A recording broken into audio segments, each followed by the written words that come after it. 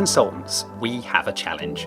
When we go into companies, we need to quickly learn how the company operates, and then either how the Salesforce environment is working, or maybe even teaching the new Salesforce customer what Salesforce is. It may even be the people we're talking to were not even involved in the purchase of Salesforce in the first place. But our goal as consultants is clear. We want to maximize the investment the company has made in Salesforce and tackle and solve those complex business challenges using Salesforce as an enabler and ultimately improving their business. But how do we communicate Salesforce concepts simply? My name is Francis Pinder and I've been working in the Salesforce world for over 13 years, starting as a consultant and now working as a cloud architect. I have 19 Salesforce certifications, I'm an 8-time Salesforce MVP and MVP Hall of Famer, and I've worked with companies and individuals from 158 countries around the world to help them achieve their best on the Salesforce platform, both from my Salesforce training company admin2architect.com and my consultancy Net Stronghold. Now, I only have 30 minutes to go through some of my top one-pagers that I use when I talk to businesses. But don't worry, all the links are available at the end of the session, so you can download and use these diagrams yourself. So whenever I'm creating a diagram or one-pager, I always focus on 4 questions. Now, my aim is always to describe simply everything, ideally in one page. Now, these questions allow me to focus the message I want to convey and simplify my one-pager. So the first question is always, who is my target audience for the one-pager? Is it a C-level exec or a low-level developers? Is it a security architect or business manager or even the users of the Salesforce system? Sometimes you get the added complexity that you're presenting to a room with a mix of all these types of people. But understanding the target audience means that you can really simplify the messaging. Understanding the boundaries or the subject areas is also important, and so this can again simplify what you're talking about. Now, we don't want to include everything, but we want to reduce the clutter in our diagrams and focus on those specific subject areas. So what is the one-pager actually focused on? Are we looking at the current state of how things are implemented? Or maybe we're looking at the end of our engagement and that future state on how we think everything should be working. Or maybe it's a transitional state or a stepping stone showing how you can start down the road to get to that future state. Another important area to look at is my level of abstraction. And now this is really all about the level of detail I want to go into when I'm articulating my one-pager. Now, generally, the lower the level of abstraction you go, then the tighter or smaller the subject area you're talking about. But the best way I can explain this is through my functional capability maps, which are an awesome way to describe this. But first, how does Salesforce explain what Salesforce is in a page? So this you've probably seen, but as you know, Salesforce is amazing at selling and marketing Salesforce. And this is how they explain Salesforce. Now, this is the customer 360 degree, looking at kind of all their products and services in one big wheel. Since their acquisition of Slack, it seems like Einstein has kind of dropped off this, so I'm going to put him back. But essentially, this is a view of seeing everything and all the capabilities of Salesforce at that highest level of abstraction with the widest subject matter. And we're currently showing the current state of Salesforce. Now, when I describe Salesforce, I actually flatten this out, which looks a bit like this. So this is my level 0, my highest level of functional capability of Salesforce. Now at this level of abstraction, I can describe the core functional areas of Salesforce, how it can interface with different channels, as well as the core functional areas. Now this is really good at talking those C-level execs and higher, but what about the next level down? So this is my level 1 capability map. Now level 1 I generally use the most because this is when you're kind of engaged in the project, but you can immediately see all the functional capabilities of Salesforce in each of the subject areas, which is basically Salesforce on a single slide. But what happens if we go down another level of abstraction? Now, of course, level 2 is a lot more detailed. So I generally kind of call out those specific areas. So you can see here, I've called out single sign-on in that functional area. And I can say that actually, when we break down single sign-on, it actually has 3 functional areas. You've got delegated authentication, federated authentication, and the social sign-on. And you can see I've highlighted federated authentication. So I'm actually highlighting this in my diagram, which could be potentially saying, hey, these are all the functional capabilities that I'm going to be using in this project, and these are the impacts that this could potentially have. Okay, so if we go back to level 1, here is all our capabilities and all those tools in the toolbox. But what about if we start asking questions? Things like, what has the customer actually licensed? Let's just highlight it. So I've highlighted all the functional areas that have been purchased, and with one view we can get all those all those tools that we can actually use in our project and maximize our value. But we can go a bit further. If it's an existing project, we can say, well, actually, what have you actually licensed and not used? So here, all in orange, I've highlighted all the functionality that actually the customer is not using at all. So you can see here that I've highlighted external objects or OData within the platform. And so they've basically licensed it, but they're not using it, which is a potential to save money, for example, by saying, hey, we don't want to spend money on this license, or actually start using it and actually getting benefit from that license. We can also see that forecasting isn't being used as well. Again, it's an area of the platform that we can basically add value.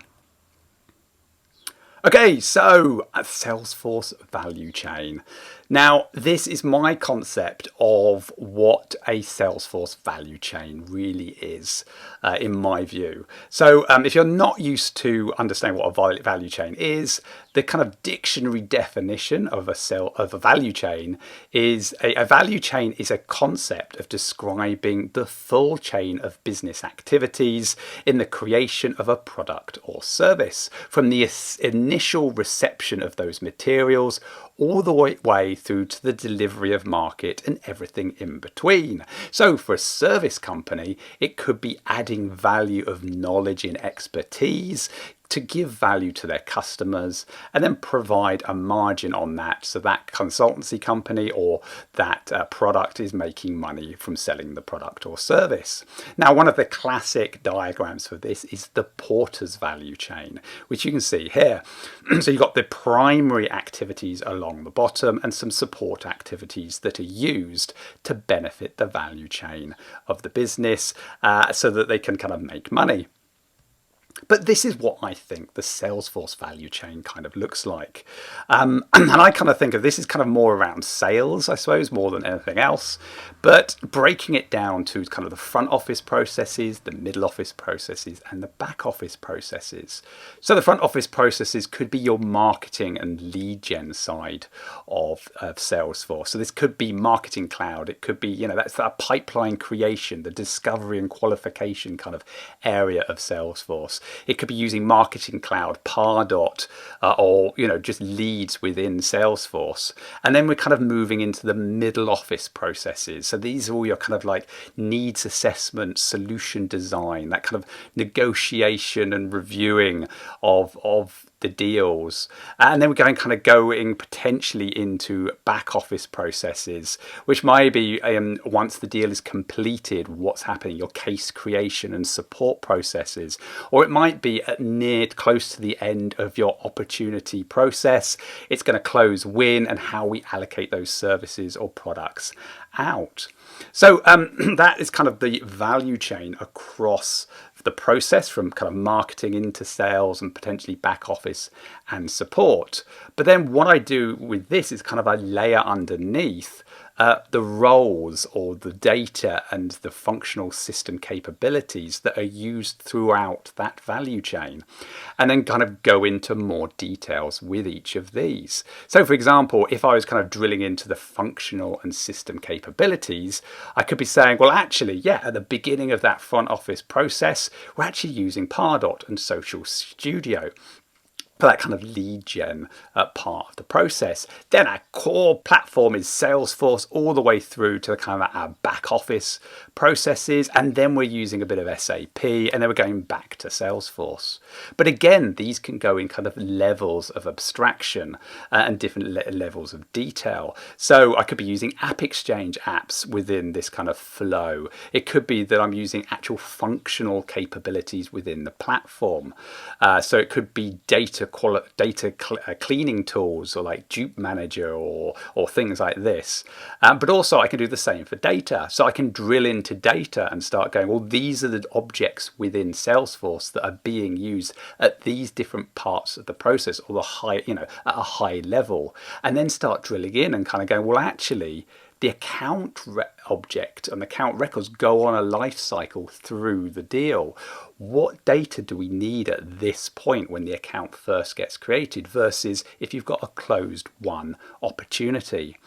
And then I kind of start going, well, actually, what are the benefits and values I have and value of this slither through that process? So then I can start measuring the ROI and benefits of that piece.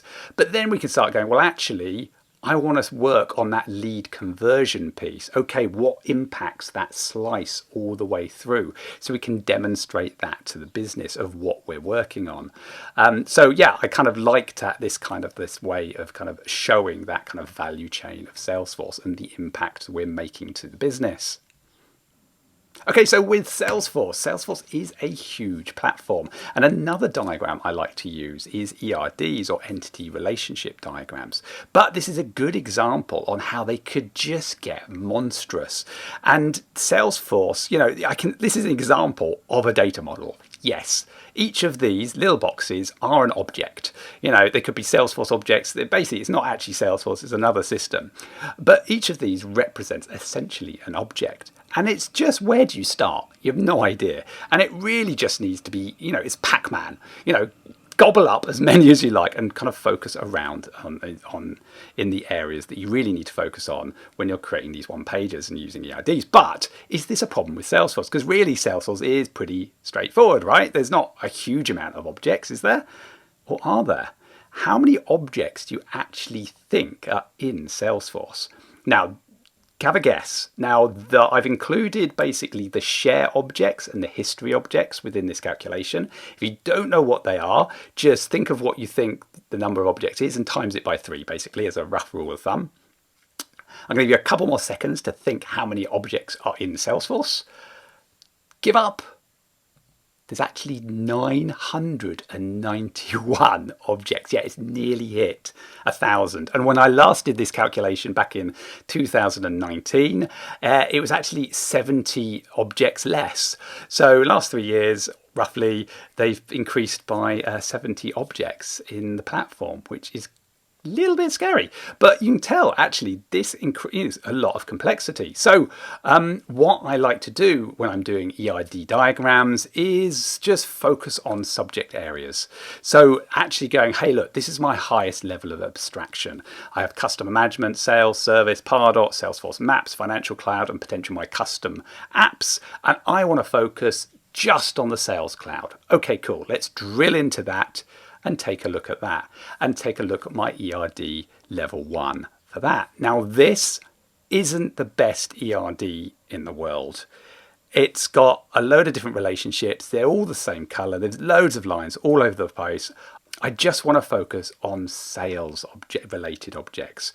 So the first off is just clearing out the cache, getting rid of those objects that don't make a lot of sense. Also, just reduce the amount of lines everywhere if you can. So under that account, you can see loads of lines, but they can all be essentially joined into one because they all have the same relationship to the account object. Also, which ones are standard Salesforce objects versus custom objects, it's really hard to tell. So one thing you can do is just color code and simplify your ERDs. I haven't got all the fields on here. It's level 1. It's a higher level of abstraction. I can see all those relationships between them. I've now color coded them, so I know which ones are custom objects versus standard platform objects versus sales cloud objects that require a sales license. You can also go a step further from this and actually start color coding the lines and saying, well, actually, this is a master detail relationship or a lookup relationship. But also you can start focusing on, what is the focus area of this project? So just gray it out. Focus on that area. Hey, I've shown you all the sales objects that we could be using, but actually these are the ones that are actually scoped for this part of the project that we're going to be working on. Or maybe if you work in sprints, this is the focus for the next sprint. But if you want to go kind of the level 2, one tool I use a lot is Lucidchart. And Lucidchart have a connector for Salesforce that allows you to pull in and dynamically pull in all the fields and objects, and it creates all that the relationships to the objects for you automatically. So you just link up to your org, it lists all the objects, and you literally just drag them onto the sheet, which I find really, really useful. So we talked a bit about a bit of the devy kind of detail. We've looked at the sales process and how we could use a diagram for that. We've looked at that functional capabilities, but also when I go into a company, I want to understand how Salesforce fits in the rest of the ecosystem of all the other applications and products that the company has, because that could be very important to the way I consult with them. So for example, if the customer wants to create invoices. Now, does that mean that I'm creating invoices directly in Salesforce and I need an AppExchange app to do that? Or do they already have a finance system and it's basically an integration into the finance system? So I really kind of understand where is the appropriate place to put that functionality or that process. So one of the questions I always ask when I go into a company is, do you have an application landscape diagram, which looks a bit like this? And if they don't, I basically ask them questions about the different systems that they use and kind of connect them all up.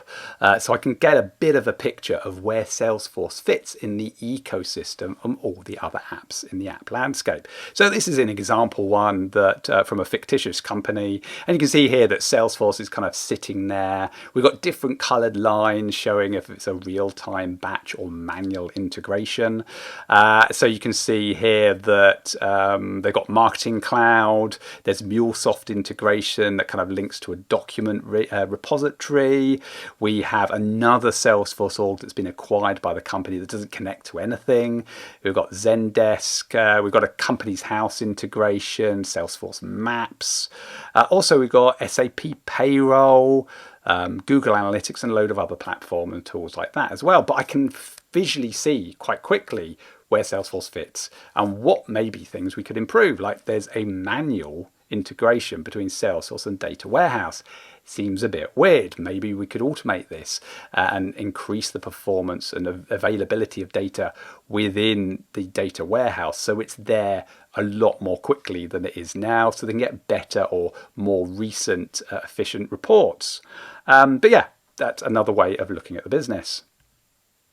Another thing I kind of use the kind of application landscape is saying, okay, based on this project, what is the impact and what other systems are going to be impacted by my change? And you can see here, Microsoft Dynamics is red because we're getting rid of it. Who uses Dynamics? We're getting rid of it. We're migrating everything into Salesforce. So that is a system that is going to go. But there is a plugin that links to this FTP site that we need to kind of have a look at and see what we need to to do to kind of integrate Salesforce into the data warehouse, because it looks like it's manual, but that plugin is automatic and in real time. So maybe we need to change that manual integration from Salesforce data warehouse to a real-time one. Is that what the business wants or not? And kind of pulling requirements and questions out of looking at what the integration landscape is using the kind of app landscape diagrams. So that is it. That is my kind of a set of one pages that I use when I'm talking to the business. There are a load of others that I use, but I thought these were the kind of most relevant and don't go that kind of swim lanes and all the other kind of things that a lot of people already use. It's a little different to that. So I hope you enjoyed it. If you do want to reach out to me, please do. I'm on Twitter at Radnip, or you can just email me at francis@netstronghold.com, or please search for my vlogs on YouTube, and also Salesforce Posse, which is my podcast that I do once a month. But also, if you do want to download any of these diagrams to use yourself, please do. They're at admin2architect.com/consultdreamin. But yeah, see you later. Bye.